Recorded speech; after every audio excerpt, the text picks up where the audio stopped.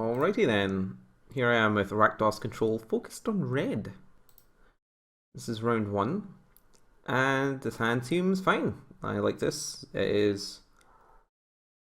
You get to make a turn 2 Alchemist, maybe turn 3 Alchemist. There are some removal spells if they're playing creatures. If they're not playing creatures, then maybe the Alchemists will be fast enough to be useful. The thing I want them not to do is Edict, back-to-back Edict on Thermo Alchemist, because that would be pretty dreadful for me. Bloodfell Caves might imply that they're on a Metalcraft deck, or another Rakdos control deck, but yeah, it looks like they're on Metalcraft. Oh, well, this makes it an easy Thermo Alchemist here. And I don't think I need to exile the graveyard anytime soon, so I'll just take the option that gives me more mana.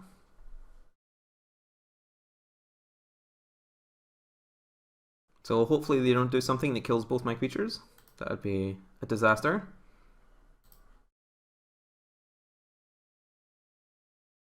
Alright, opponent's getting some nice value. Let's see what we're doing. Well, time to cast Night's Whisper. So what I prefer to do is always yield to them and just tap them before I cast stuff, basically.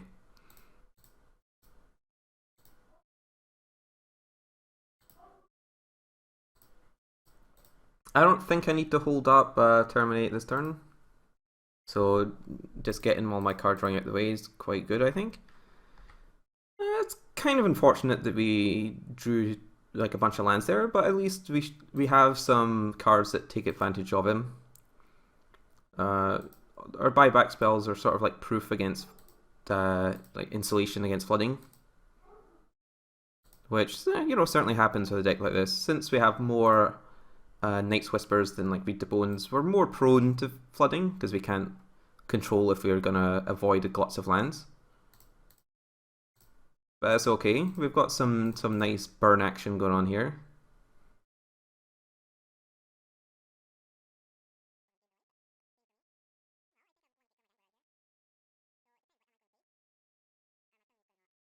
I think I have. Wait, are they just dead? I actually haven't done the math yet.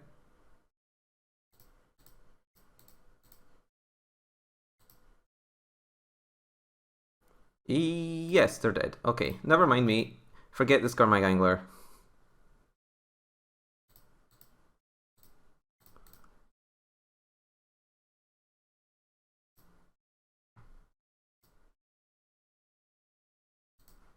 So yeah, okay, so this is what Thermo Alchemist does for you rather than playing, attrition cards. Sometimes your opponents are just dead. Gorilla Shaman not nearly as good against this opponent as Affinity, obviously, but they still have some artifact lands that you can sometimes snipe with Gorilla Shaman. So I'll bring them in. It's certainly a consideration that these should be just smash to smithereens, because that goes along with the plan of instantly nugging the opponent. But these are so powerful it's hard to ignore them, but I don't know, maybe I'll probably end up trying these as smash to smithereens in the future. What else are relevant here? Pyroblast don't seem to do anything. Mar of Ashes, Electric don't do anything. Duresses seem kind of plausible, because if you take one of their 2-mana cantrip things, that is actually pretty good. Addle does not seem very good. I mean, I'm sure you can hit things sometimes, but it's a bit inconsistent. Chainer's Edict, not so good, since they'll have Kuldotha Rebirth. This is good because of Kuldotha Rebirth. Firebolt, probably not so great. I mean, it's quite good against Glinthawks, but the other things not so much. And I still like Lightning Bolts because they kill core Skyfishers. So do these, and sometimes they have Gurmag Anglers, and that sort of thing. And they will have the 4th Bleak Coven Vampires. Everything else seems relatively fine. Like, this is hard to actually get them with, but on the other hand, they have Journey to Nowhere, so it's actually pretty good against them too. I'll just take out a Funeral Charm, since it's like the lowest impact card in the deck.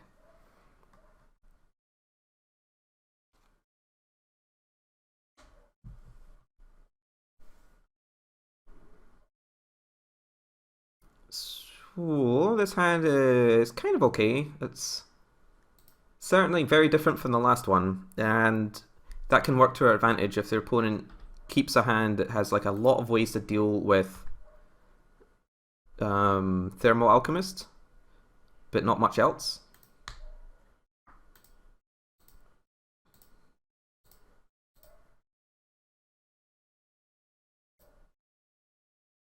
Well, we do have a Thermo Alchemist. Time to dress them. If they have only like one artifact, then great. A Copred. Well.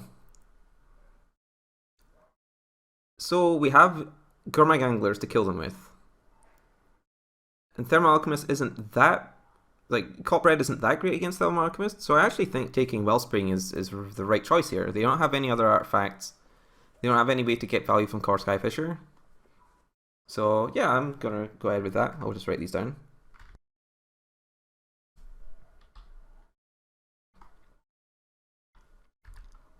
Alright. So obviously they're going to immediately draw Prismatic Prism here and just destroy me. Yep, okay, there we go. That's alright, I suppose. Let's see.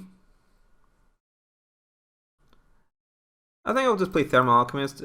Obviously it has a decent chance of dying, but they didn't play a land that turn, so if they want to deploy their Skyfisher... Well, they just drew a land, so they got to do everything, and their duress was completely irrelevant. Reasonable. So I think, let's see.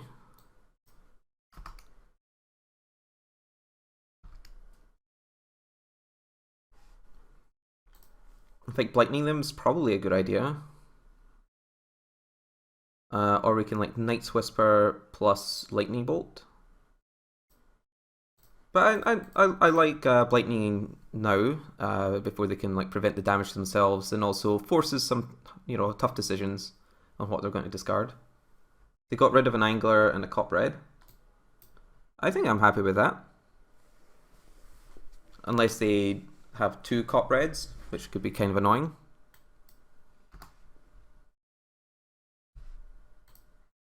So yeah, I've got to go ahead, clear out the Skyfisher.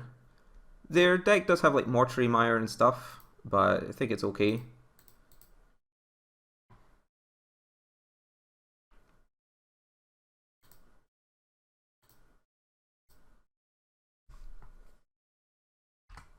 So, you know, they don't have that much going on. Like, we know they have Galv Blast, so that's going to be quite good against the Sprinting Warbrute.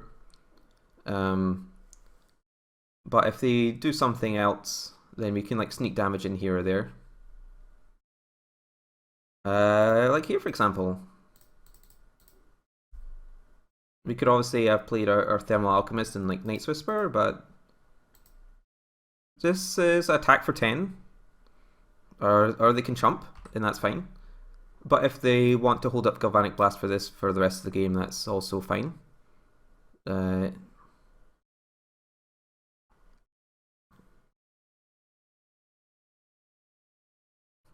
get to duress. I think they'll probably take Night's Whisper in this scenario, but it depends if they're planning to do a lot of chump blocking with Invicar's Justice. No, it occurred to me outside of videos recently that I pronounce this card wrong every single time. For some reason, I keep reading it as Envicar instead of Evencar. So I'm gonna try and stop doing that, but I might fail. All right, they do have a Kudo for Rebirth. So if I attack the Org in Evencar's Justice, they get to blast my Angler to death. So I think I'm going to cast 2 Alchemists. It's important to note that Alchemist survives the Justice, which is highly desirable, of course.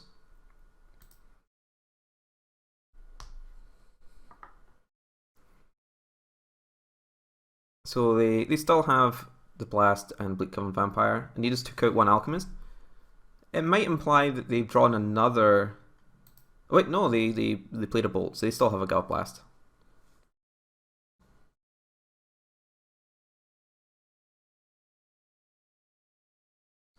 They still have Galvanic Blast and Bleak Coven Vampires, but I can like play the Justice here. They can take this out, but I still get to deal some damage and clear off their Glint Hawk and so on. I could try and keep this for like the long term. And it wouldn't be too bad, but we're quite far away from getting 7. And, you know, they still need to deal with this Warbrute. Now they can obviously block and trade with the vampires, and we're going to get Soul Feasted with the vampires, but they don't have anything else. I'm just going to dash it. I could cast it, but I don't see... Like, it would save me mana if they elect not to block here. But I expect they probably will. Yeah. So we really just want them not to draw Mortuary Mire. If they draw Mortuary Mire, we're in a lot of trouble. This Duress doesn't look like it's doing too much right now. I could obviously just fire it off to deal an extra damage at any time. But I'm going to hold it in case they end up like just passing the turn at some point. Oh. Alright. I could have just fired off Lightning Bolt to deal an extra point damage as well, and maybe it would have been right, but I think it's probably better served doing something else. So we want to draw, if we're going to draw a land, I hope it's a Carnarium, so we can bounce our Forgotten Cave. If we're not, then I hope we draw a buyback spell. Ooh, baby. We could have like duressed them first to make sure this isn't a removal spell, but I think destroying 3 lands is pretty good.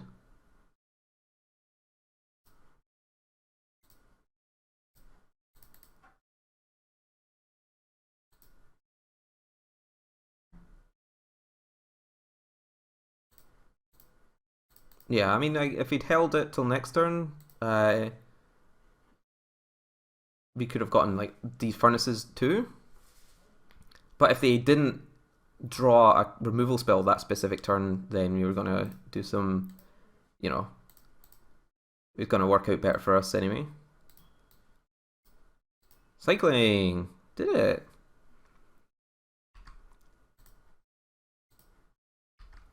And if we would duress them, we would have just gotten this Rager terminated, and that would have cut our clock.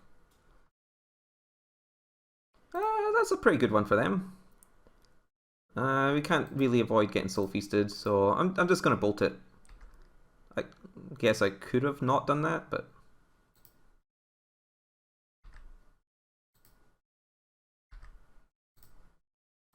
So we're in the stage of the game where, see, this is a stage of the game where Brush with Death. That would be very good.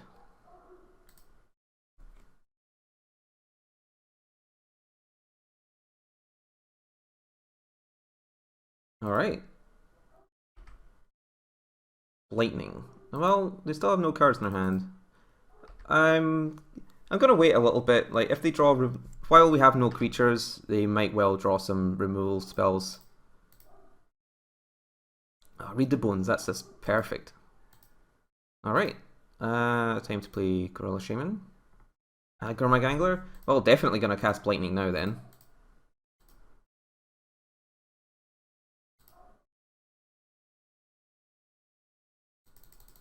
If it's a bolt, then yep, we're gonna get blasted in the face.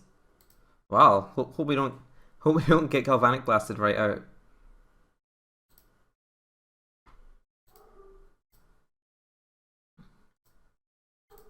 To that end, we should definitely destroy a couple of artifacts so that they can't top deck one.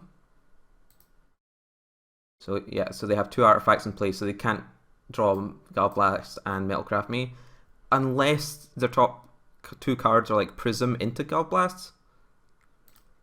But I think our win percentage is increased by way more if we just put a 5-5 into play, get our clock going. You know, they're dead in 2 turns this way.